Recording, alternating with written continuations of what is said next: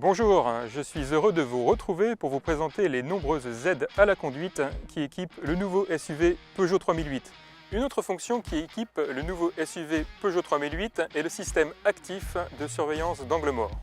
Ce système est la combinaison de deux fonctions, la surveillance d'angle mort et l'alerte actif de franchissement involontaire de ligne.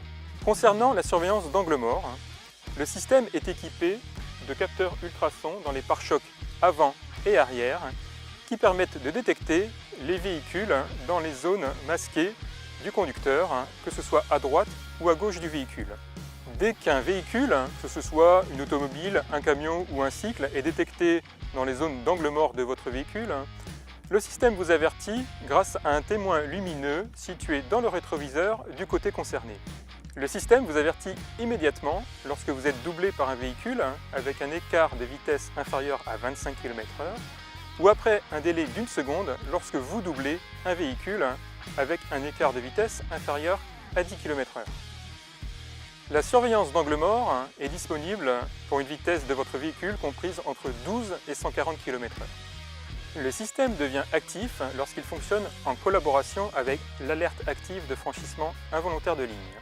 En complément du témoin lumineux dans le rétroviseur, une correction de trajectoire sera ressentie au volant lorsque le véhicule se rapproche du marquage au sol du côté concerné et que le feu indicateur de direction est activé. Ce système permet ainsi de prévenir les risques de collision avec les véhicules se trouvant dans votre angle mort. Pour finir, je souhaitais vous dire que cette fonction est disponible entre 65 km/h et 140 km/h.